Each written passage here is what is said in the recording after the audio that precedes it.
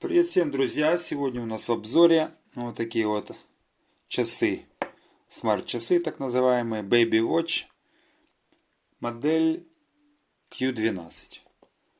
Недорогие часы с интересными функциями. Сейчас возьмем распаковочку и обзор. Поставляется в такой вот красивой упаковке. Упаковочка украшена вот такими вот надписями. Сами часы. Здесь внутри micro-USB кабель короткий. Вот такой длины, не знаю, это сантиметров 10, думаю. И краткая инструкция на английском языке. Так, теперь самое интересное, сами часы. Вот такого вот красивого цвета. Такая расцветка вот интересная. Голубой и вот это как фиолетово-синим цвет. Друзья, ну вот этот ремешок очень приятный, не жесткий. Вот если это часы как позиционируются для детей, то самое то. Он мягкий, не будет ребенку давить на руки. Ну и большой выбор тут для регулировки по кисти ребенку. То есть на разную кисть подойдет. Сбоку у нас находится светодиод, друзья. Вот это светодиод. То есть тут подсветка есть, то есть возможность включить фонарик. Обратите внимание, есть какая-то камера, кнопка вызова и вот кнопка включения и подачи сигнала SOS для родителей. Так, с обратной стороны у нас отверстие, тут это динамик, я так понимаю. И код вот для сканирования, чтобы скачать специальную программу, через которую будет происходить коннект к этим часам. И уже там будет настраиваться весь функционал через эту программу. Сбоку у нас тут заглушка. Немножко неудобно. Заглушка, которая закрывает micro-USB разъем от попадания влаги, мусора. Здесь, наверное, с этой стороны у нас ничего нет. Да, с этой стороны просто она тут декоративно сделана. Итак, включение наших часов. Ожидать от дешевых часов какого-то супер AMOLED дисплея, естественно, не приходится. Ну, вот такая вот анимация. Часы достаточно быстро загружаются. На дисплее видим индикатор сети, индикатор заряда аккумуляторной батареи, дата, число, какое на сегодняшний день, да, и месяц, ну, время. Само меню перелистывается. Тут сенсорный экран, то есть, что у нас здесь? Здесь есть набранные номера, телефонная книга, камера, то есть включается вот эта маленькая камера. Ожидать же опять от нее супер качественных снимков, естественно, не приходится. Ну, часы детские. Альбом для просмотра фотографий, которые вы сняли. Есть вот такая вот интересная игра. Вот, допустим, 1 минус 0. Это действительно 1. Жмем «Да». Или жмем, например, «Нет». И таким образом там выставляются различные уровни. Ребенок может играть, занимать себя. Очень интересно, кстати, для ребенка. Так, как выйти отсюда сейчас? Вот там смс. И вот есть у нас иконка включения фонарика. Направлять свет в глаза. Вот, светодиодик достаточно ярко светит.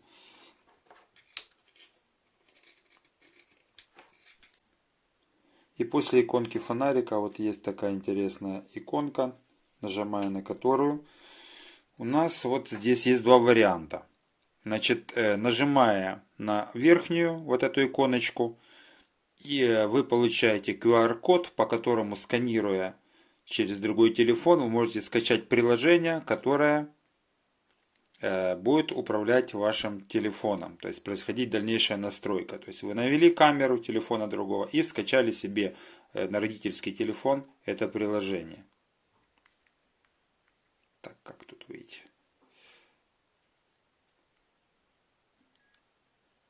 И нижний вот этот вот у нас регистрационный код. Это окошечко, ячейка тоже нажимается. Это как бы QR-код с кодом ваших часов. У каждых часов он как бы разный.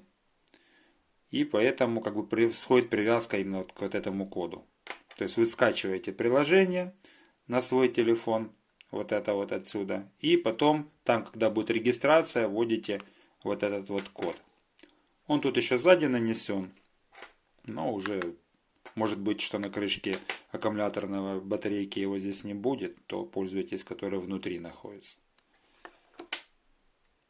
Итак, дальнейшая настройка. Берем родительский телефон.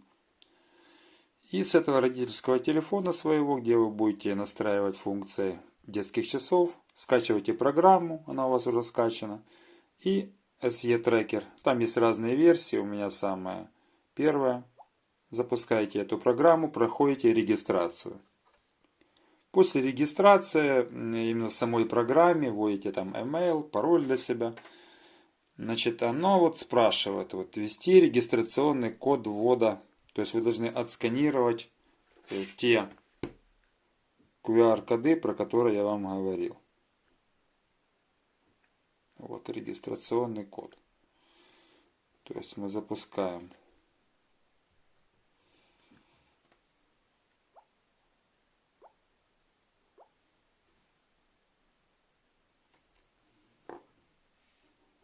Сканируем через камеру. Вот. Оно тут отобразилось сразу, этот номер. Или вручную можете его вводить, но думаю, это не удобно. Вот вошли мы в само меню, подключились.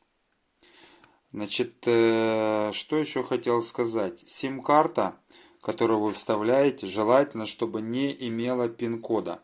Это очень важно, потому что когда я первый раз пробовал, ставил сим-карту с пин-кодом, то здесь не было возможности его включить.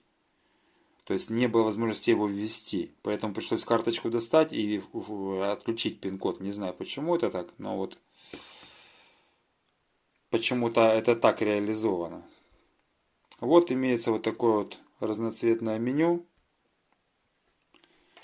Что здесь, какие есть у нас возможности? Ну, думаю, очень важная функция, где находится ребенок. Нажимаете, и карта открывается и показывает местонахождение. Но, напоминаю, для этого здесь должна быть стоять сим-карта, пополненная, потому что все происходит через интернет. То есть отсюда данные через интернет, через сим-карту передаются. Если здесь денег на счету нет, то эта информация никак не отобразится здесь. Ну, есть разные возможности тут выставлять. Вот будильник, когда чтобы он сработал. Все это настройка здесь происходит. Сообщения различные. Настройки тоже здесь происходят. Вы можете здесь настроить на кнопку SOS, которая находится здесь сбоку, чтобы ребенок в меню не искал долго. На кнопку SOS настраиваются номера родных. То есть нажал, происходит набор первого номера. Если не дозвонился, второго, третьего. То есть только нажатием одной кнопки ребенок может позвонить своим родителям. Можно здесь выставить, вот, чтобы он был отключен в классе. То есть, чтобы даже если родители будут звонить, чтобы они не звенели. То есть, время. Со скольки до скольки, например, уроки. Там урок идет первый, второй, третий. Чтобы когда не было никаких звуковых сообщений. Также смс-уведомления. И одна из важных функций, которую я сначала искал и не знал, это телефонная книга. То есть, ввести номера. Здесь сразу вы не сможете, только через телефонную книгу. Здесь на телефоне вы заходите, добавляете имя контакта, например, мама, и номер телефона. Сохраняете, и тогда этот номер телефона появляется уже здесь в часах. Автоматически через интернет, через сим-карту попадает эта информация в эти часики. Также тут выставляется часовой пояс, чтобы одинаковое было время и часов, установленных в часах и, соответственно, в телефоне. И важная функция выбор языка, про что я говорил раньше, что часовой пояс, друзья, прошу прощения, выбор языка был изначально на английском. А здесь вы можете выбирать английский, китайский, ну какой вам надо. Мне надо был русский. И только после этого, как я выбрал здесь русский, произошла синхронизация и меню поменялось на русский язык. А было на английском. Есть также возможность удаленно выключить часы. Не знаю, для чего это нужно, но вот такая функция есть. Или перезагрузить их, удаленный перезапуск. Ну, наверное, если они там подвисли, не можете дозвониться. Даже не знаю, для чего нужна эта функция. Если знаете, напишите в комментариях. Будет очень интересно узнать. Вот такие вот основные функции. То есть считаю, что эти часы удачная покупка для подарка ребенка. Они простые, они недорогие, выглядят очень хорошо. Вот этот замечательный, я считаю, мягчайший, классный браслет для этих часов, он никогда ребенку вашему руки не натрет. Будет удобно, комфортно у ребенка находиться. Ну и есть такие вот вещи, как фонарик, ребенку там где-то подсветить, ему будет интересно. Хорошие часы за свои деньги, ребята. Если вдруг будут какие-то вопросы по настройке, пишите в комментариях, будем вместе разбираться. Надеюсь, этот короткий обзор был полезен для вас. Ставьте лайки, покупайте хорошие гаджеты. Всем всего самого наилучшего. Всем пока.